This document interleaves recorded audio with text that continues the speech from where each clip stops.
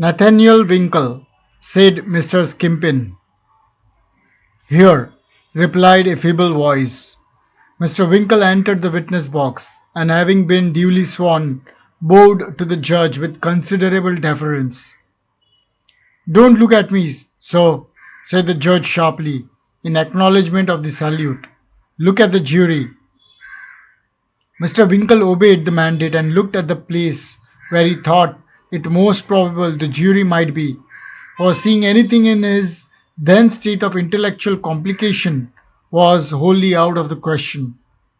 Mr. Winkle was then examined by Mr. Skimpin, who being a promising young man of 2 or 3 and 40, was of course anxious to confuse a witness who was notoriously predisposed in favour of the other side, as much as he could. Now, sir, said Mr. Skimpin, have the goodness to let his lordship know what your name is, will you? And Mr. Skimpin inclined his head on one side to listen with great sharpness to the answer, and glanced at the jury meanwhile, as if to imply that he rather expected Mr. Winkle's natural taste for perjury would induce him to give some name which did not belong to him. Winkle replied, the witness. What's your Christian name, sir? Angrily inquired the little judge. Nathaniel, sir. Daniel, any other name? Nathaniel, sir, my lord, I mean Nathaniel Daniel or Daniel Nathaniel. No, my lord, only Nathaniel, not Daniel at all. What did you tell me it was Daniel for, then, sir? Inquired the judge. I didn't, my lord, replied Winkle. You did, sir, replied the judge with a severe frown. How could I have got Daniel on my notes unless you told me so, sir? This argument was, of course, unanswerable.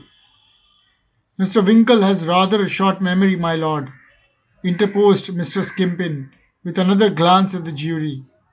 We shall find means to refresh it before we have quite done with him, I dare say. You had better be careful, sir, said the little judge with a sinister look at the witness. Poor Mr. Winkle bowed and endeavoured to feign an uneasiness of manner, which, in his then state of confusion, gave him rather the air of disconcerted pickpocket. Now, Mr. Winkle, said Mr. Skimpin, attend to me, if you please, sir, and let me recommend you, for your own sake, to bear in mind his lordship's injunctions to be careful.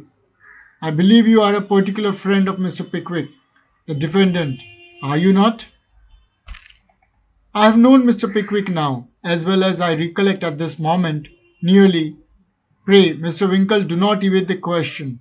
Are you, or are you not, a particular friend of the defendant's?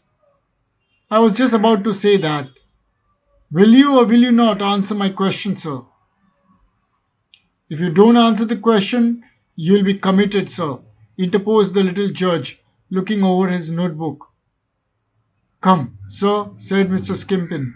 Yes or no, if you please. Yes, I am, replied Mr. Winkle. Yes, you are? And why couldn't you say that at once, sir? Perhaps you know the plaintiff too.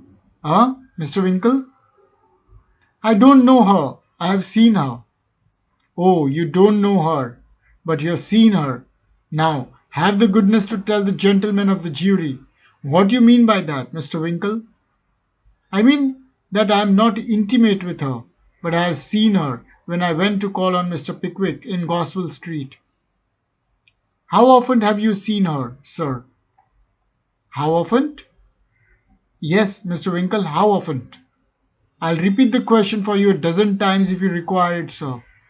And the learned gentleman, with a firm and steady frown, placed his hands on his hips and smiled suspiciously to the jury.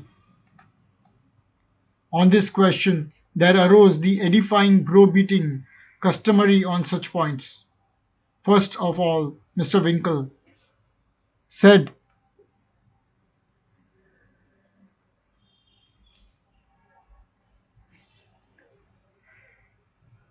First of all, Mr. Winkle said it was quite impossible for him to say how many times he had seen Mrs. Bardell. Then he was asked if he had seen her 20 times, to which he replied, "Certainly, more than that." Then he was asked whether he hadn't seen her 100 times, whether he couldn't swear that he had seen her more than 50 times, whether he didn't know that he had seen her at least 75 times, and so forth. The satisfactory conclusion which was arrived at last being that he had better take care of himself and mind what he was about. The witness having been by these means reduced to the requisite ebb of nervous perplexity, the examination was continued as follows. Pray, Mr. Winkle, do you remember calling on the defendant Pickwick at these apartments in the plaintiff's house in Goswell Street on one particular morning in the month of July last? Yes, I do. Were you accompanied on that occasion by a friend of the name of Tupman and another by the name of Snodgrass? Yes, I was. Are they here? Yes, they are, replied Mr. Winkle, looking very earnestly towards the spot where his friends were stationed. Pray, attend to me, Mr. Winkle, and never mind your friends, said Mr. Skimpin, with another expressive look at the jury. They must tell their stories without any previous consultation with you, if none has yet taken place. Another look at the jury. Now, sir, tell the gentlemen of the jury what you saw on entering the defendant's room on this particular morning. Come out with it, sir. We must have it sooner or later. The defendant, Mr. Pickwick, was holding the plaintiff in his arms, with his hands clasping her waist, replied Mr. Winkle with a natural hesitation, and the plaintiff appeared to have fainted away. Did you hear the defendant say anything? I heard him call Mrs. Bardell a good creature, and I heard him ask her to compose herself, for what a situation it was, if anybody should come, or words to that effect. Now, Mr. Winkle, I have only one more question to ask you, and I beg you to bear in mind his lordship's caution.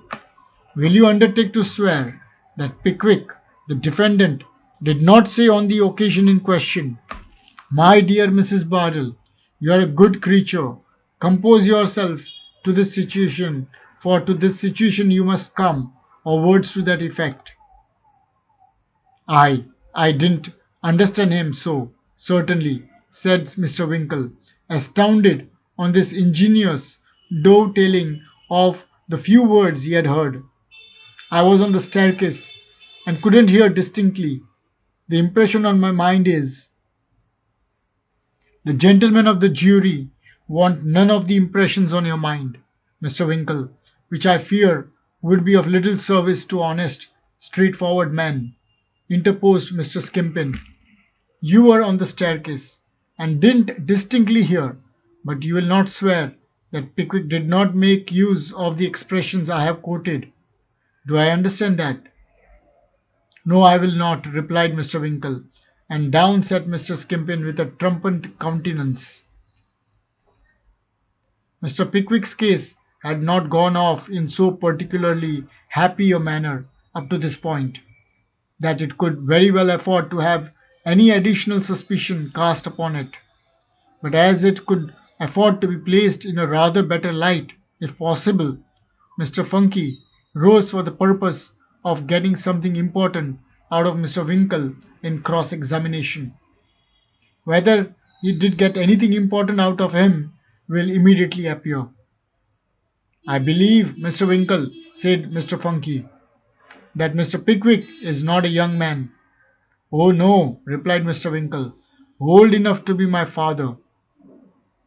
You have told my learned friend that you have known Mr. Pickwick a long time. Had you ever any reason to suppose or believe that he was about to be married? Oh no, certainly not, replied Mr. Winkle, with so much eagerness that Mr. Funky ought to have got him out of the box with all possible dispatch. Lawyers hold that there are two kinds of particularly bad witnesses, a reluctant witness and a too willing witness.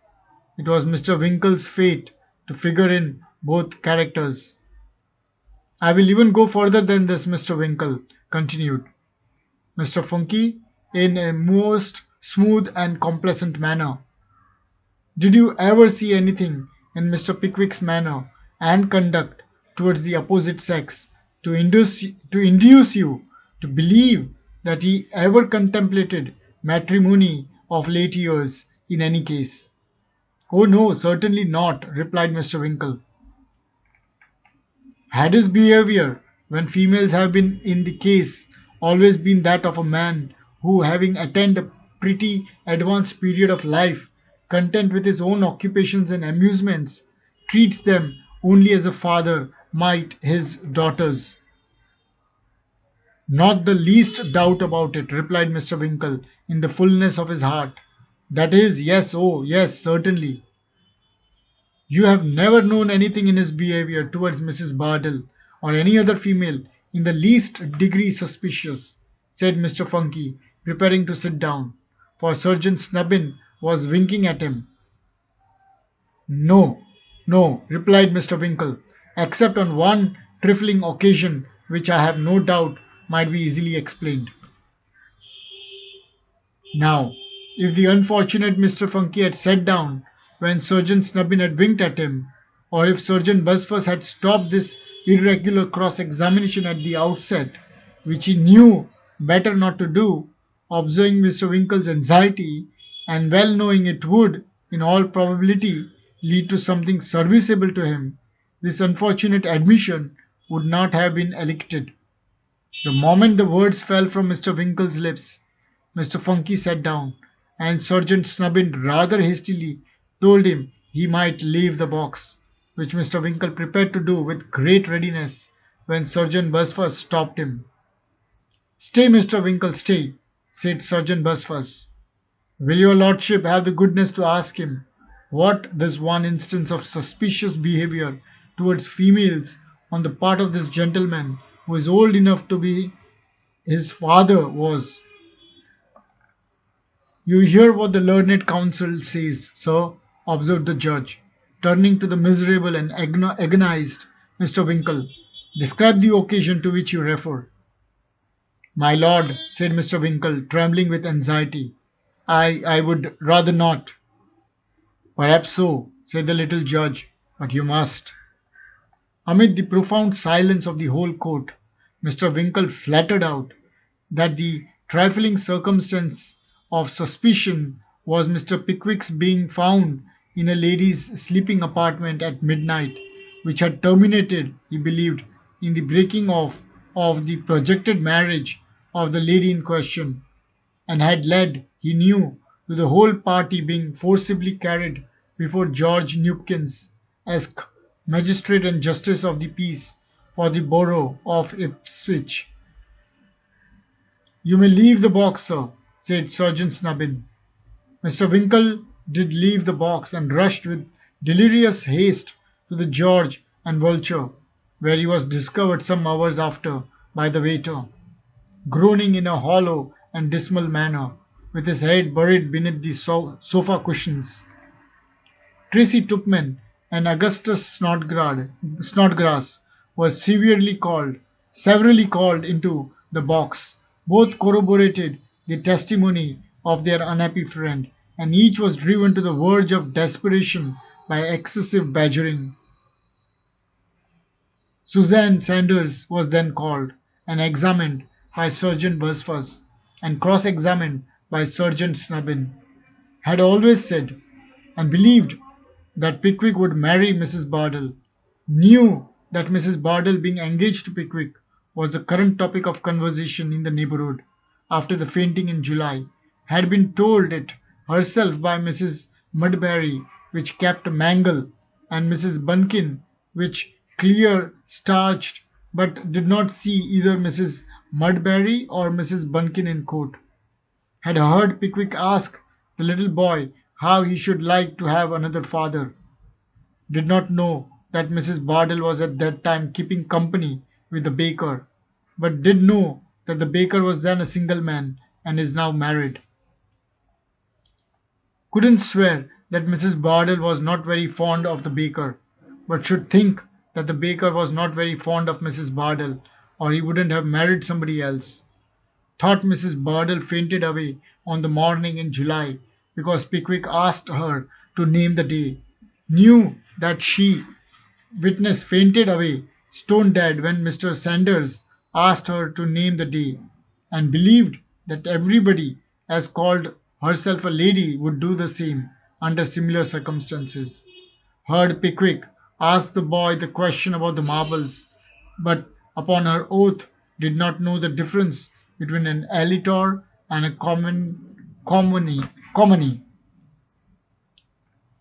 by the court. During the period of her keeping company with Mr. Sanders, had received love letters like other ladies. In the course of their correspondence, Mr. Sanders had often called her a duck, but never chops, nor yet tomato sauce. He was particularly fond of ducks.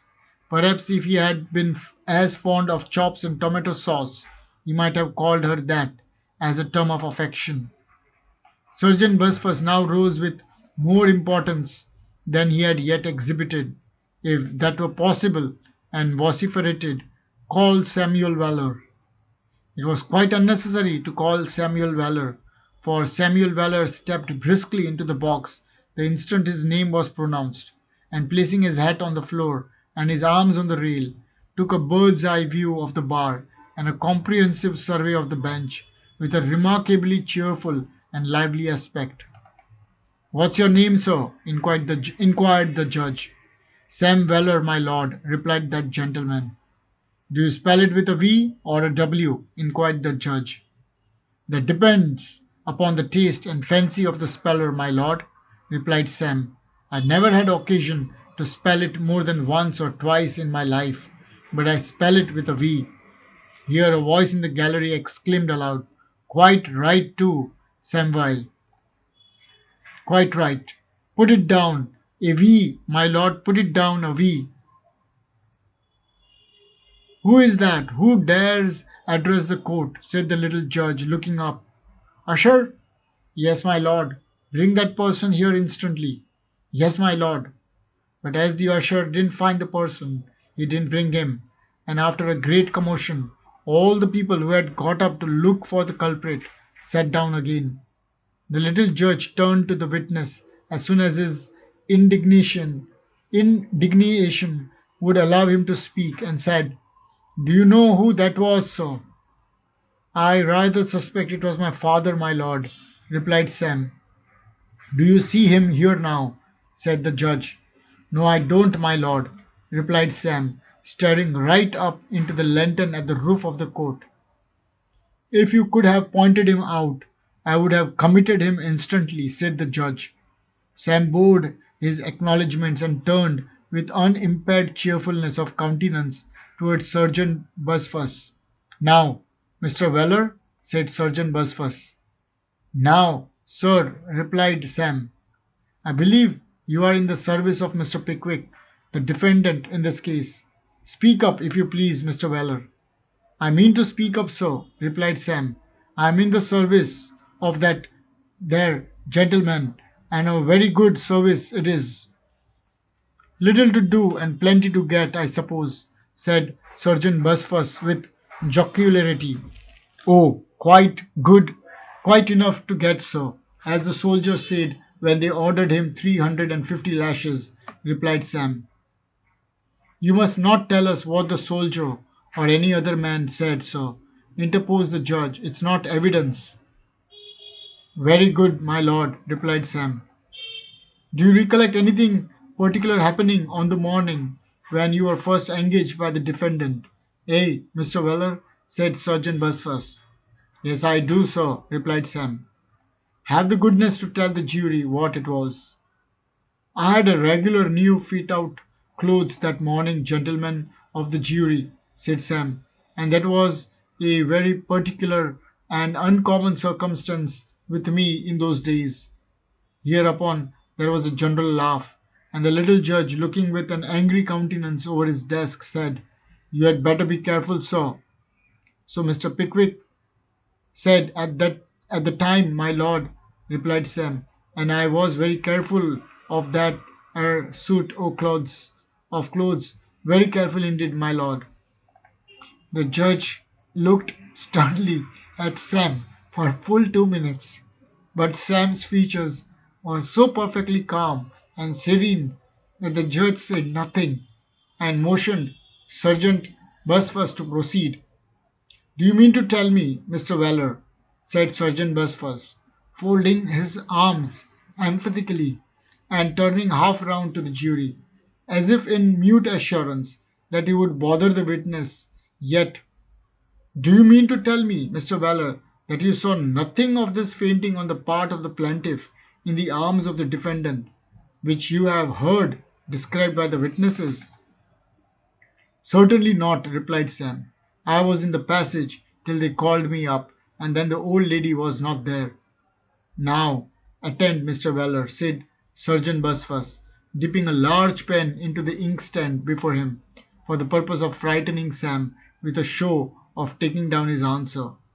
"You were in the passage, and yet saw nothing of what was going forward. Have you a pair of eyes, Mr. Weller?" "Yes, I have a pair of eyes," replied Sam, "and that's just it.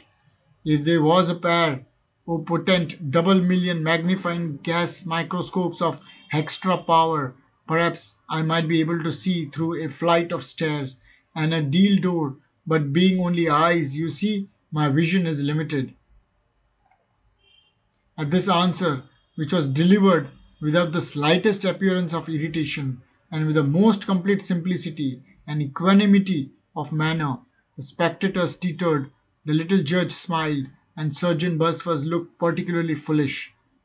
After a short consultation with Dodson and Fogg, the learned sergeant again turned towards Sam, and said, with a painful effort to conceal his vexation, "Now, Mr. Weller, I will ask you a question on another point, if you please." "If you please, sir," rejoined Sam with the utmost good humour.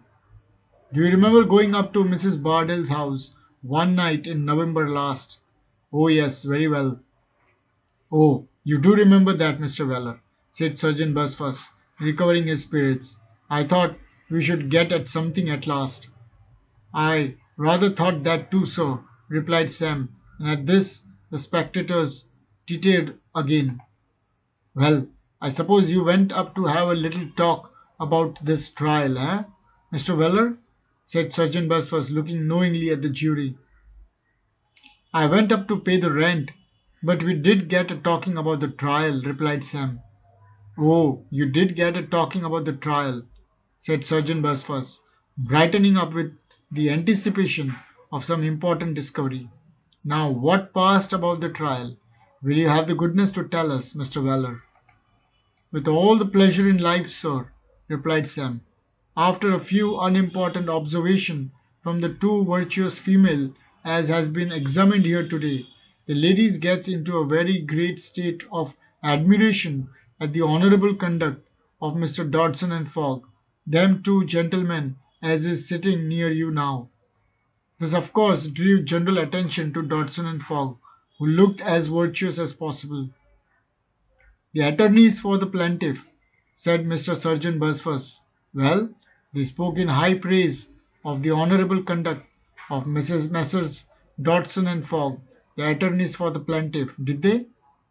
"Yes," said Sam. "They said what a very generous thing it was of them to have taken up the case on spec, and to charge nothing at all for costs unless they got them out of Mr. Pickwick."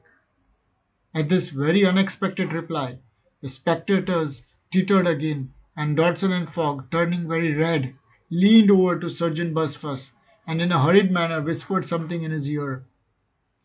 "You are quite right," said Sergeant Buzfuz aloud, with affected composure.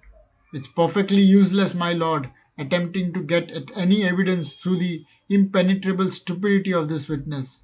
I will not trouble the court by asking him any more questions. Stand down, sir."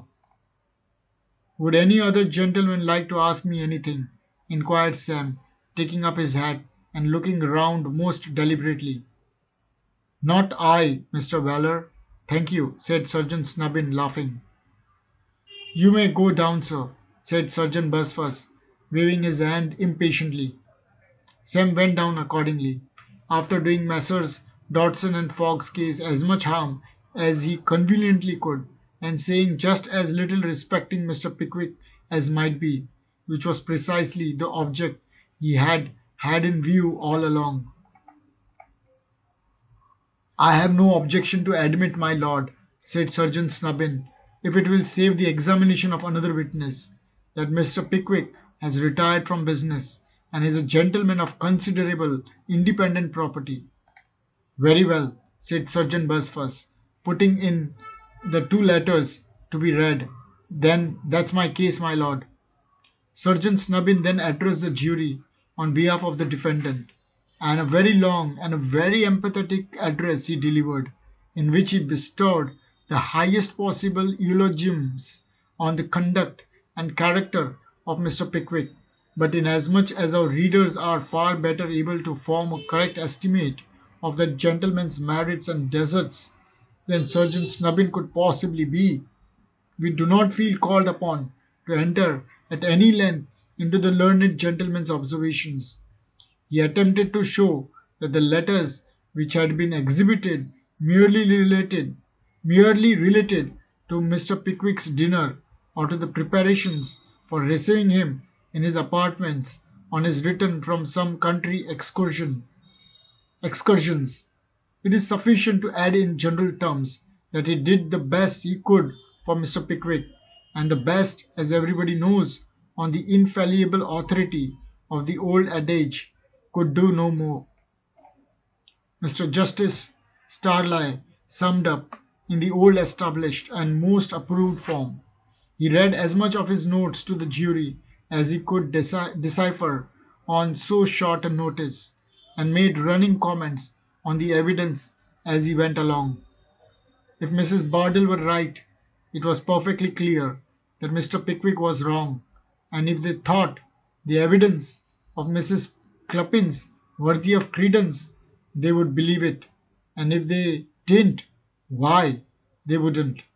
If they were satisfied that a breach of promise of marriage had been committed, they would find for the plaintiff with such damages as they thought proper, and if, on the other hand, it appeared to them that no promise of marriage had ever been given, they would find for the defendant with no damages at all.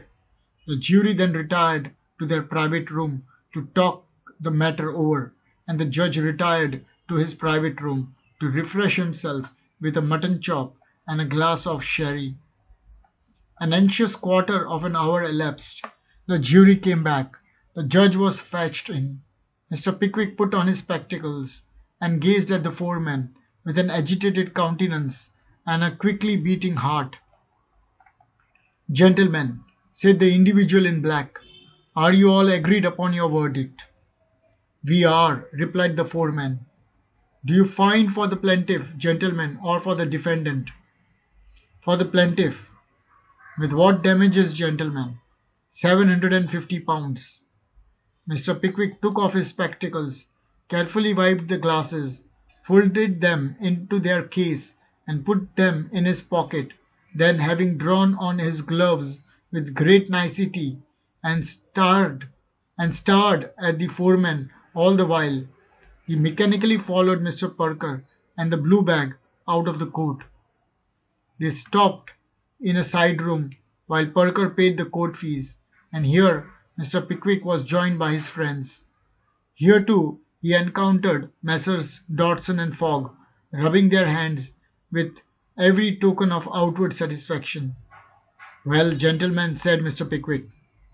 "Well, sir," said Dodson for self and partner. "You imagine you will get your costs, don't you, gentlemen?" said Mr. Pickwick. Fogg said they thought it rather probable. Dodson smiled and said they would try. "You may try and try and try again, Messrs. Dodson and Fogg," said Mr. Pickwick vehemently, "but not one farthing of costs or damages do you ever get from me if I spend the rest of my existence in a debtor's prison." "Aha!" laughed Dodson. You will think better of that before next term, Mr. Pickwick. Hey, hey, hey.